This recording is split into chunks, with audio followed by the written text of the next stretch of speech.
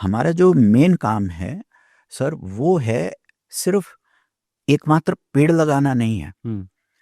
Actual हमारा काम जो है हैबिटेट क्रिएट करना है। अच्छा। हमारा काम है कि अगर आपको एक जमीन का टुकड़ा मिला है, 5 एकड़ मिला है, 2 एकड़ मिला, 1 एकड़ मिला, 100 एकड़ मिला, हमारे पास जो लैंड पार्सल्स होते हैं वो 1 एकड़ से लेके 1000-2000 एकड़ तक के होते हैं।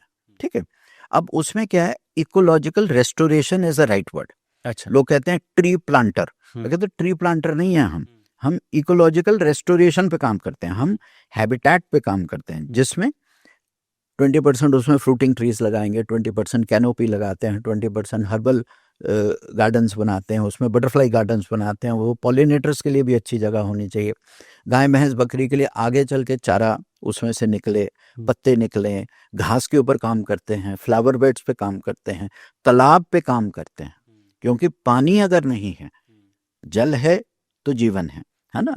जीवन मतलब अगर आपको पेड़ पौधे भी लगाने हैं तो उसके लिए भी तो जल चाहिए, उसका भी जल संरक्षण होना चाहिए। तो बहुत सारे हम वाटर वर्क्स करते हैं, बहुत सारे वाटर टैंक्स बनाते हैं। अगर आपका पानी है तो फिर वहाँ पर इंसेक्ट्स भी आते हैं, इंसेक्ट्स के पीछे बर्ड्स भी आती हैं, बर्ड्स को क्वेंच करने के लिए पानी भी चाहिए। स्मॉल मैमल्स भी आते हैं, स्मॉल मैमल्स के चक्कर में फिर 4 लेगेड मैमल्स भी आपके, फिर सियार भी आएगा, फिर आपका फॉक्स भी आएगी, आपका जैकॉल भी आएगा आपका, तो सारा वो इकोसिस्टम अपने आप एस्टेब्लिश हो जाए। So we are into ecological restoration work for wildlife habitats. ये हमारा मेन काम है। शहरी वन फिर इसीलिए बनाने हमने शुरू किए। अभी तक हम लोग 272 शहरी वन बना चुके हैं। अच्छा। जिसमें दिल्ली एनसीआर में हमारे काफ़ी बने हैं, 100 तो हमारे दिल्ली एनसीआर में बने हैं। हम लोग ये बहुत ज़्यादा इस चीज़ को सोशल मीडिया पे उछालते नहीं हैं। अच्छा। लेकिन मेरा मानना है कि बहुत ज़्यादा ना अपने काम के बारे में बताओ नज़र लगती है। अच्छा। मुझे ऐसा लगता है ना। तो हम जो भी बताते हैं मेरे ख्याल से मुश्किल से हमें 1% ही बताते हैं। अच्छा। तो मुझे एक ऐसे परफेक्ट इकोलॉजिकल जो आपका रिस्टोरेशन का काम है, जो एक परफेक्ट मॉडल हो, उसके बारे में बताइए। आपने कैसे काम स्टार्ट किया एंड उसके फेज मैनर में आपने उसको कैसे ट्रांसफॉर्म किया? देखिए, अगर आपको बहुत अच्छे मॉडल्स देखने हैं, आप पुणे आइए। पुणे डिस्ट्रिक्ट के अंदर हमारे 12-13 प्रोजेक्ट्स चल रहे हैं, बहुत ही प्यारे, बहुत ही प्यारे। अच्छा। जहाँ पर आप सोचिए 2 साल के अंदर अंदर हमारे पास इतनी सारी bird species, butterfly species, mammal species, wildlife species आ गई हैं। लेकिन हम क्योंकि नोएडा में बैठे हैं, दिल्ली एनसीआर में बैठे हैं, तो सबसे करीबी जो है वो है हरित उपवन सोरखा। अच्छा। हाँ, ये हमारे को एचसीएल फाउंडेशन ने थोड़ी हेल्प करी थी, मतलब अभी भी हेल्प करते हैं, बहुत अच्छा अनकंडीशनल हेल्प किया। और हम क्योंकि ये पहला एक ऐसा एक्सपेरिमेंट था जो नोएडा एक डेवलपिंग सिटी के बीचों बीच सेक्टर 115 में 15 एकड़ की ज़मीन पे, आप लोगों ने बहुत सुना नहीं होगा इस चीज़ के बारे में, लेकिन it is, I will not call it a perfect model but it's a beautiful model. क्यों? क्योंकि उसका चैलेंज क्या था?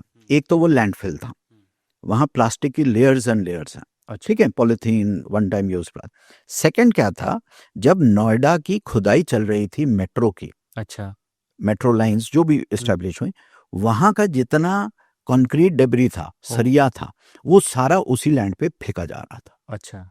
ठीक है, फिर उसमें अराउंड 20-30% पे एनक्रोचमेंट भी थी। अच्छा। तो डीएम साहब ने वो भी हटवाई। अच्छा। और ये गवर्नमेंट ने बहुत अच्छा हेल्प किया, सरकार ने किया, यूपी सरकार ने किया, नोएडा अथॉरिटी ने किया, और हमारे जो इम्प्लीमेंटेशन, जो हमारे सपोर्टिंग पार्टनर थे एचसीएल फाउंडेशन, उन्होंने बहुत अच्छी लाइसेंसिंग करवाई हमारी सरकार के साथ, बहुत सपोर्ट किया। और सबसे बड़ी बात, लोगों का पीपल पार्टिसिपेशन। नोएडा के सिटीजन्स ने वहाँ आकर जिस तरह से, क्योंकि उस जमीन के साथ आप लड़ाई नहीं कर सकते थे, नहीं कर सकते। वो इतनी गजब की जमीन है, और हिंडन का वो कैचमेंट एरिया था, हिंडन का डूब क्षेत्र जिसको बोलते हैं।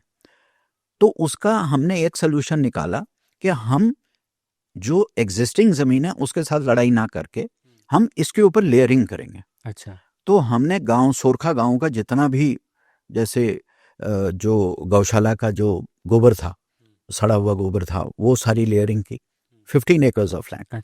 उसके ऊपर कंपोस्ट डाली, उसके ऊपर वर्मी कंपोस्ट डाली, अभी तक हम लोग उसको डालते हैं।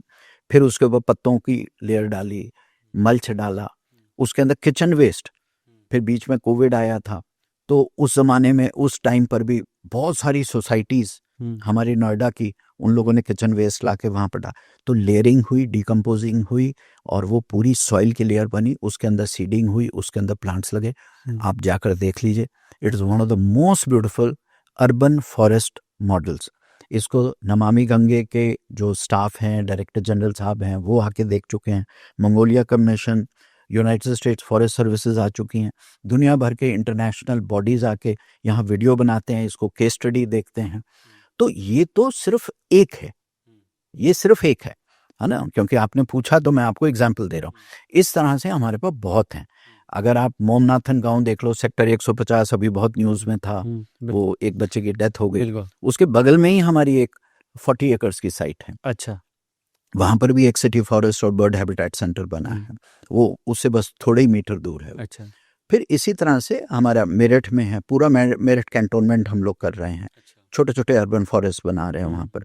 सो जब मैं इसलिए ये बात कह रहा हूँ, लोग सोचते हैं पीपल बाबा सिर्फ पीपल लगाते हैं, हाँ, ऐसा वही आपके काम तो- के दायरे बहुत बड़े हैं, जी जी इसलिए सवाल भी बहुत सारे हैं आपके जी क्योंकि हमारी क्यूरियोसिटी और जो इस पॉडकास्ट को सुन रहे हैं उनके दिमाग में भी क्यूरियोसिटी होगी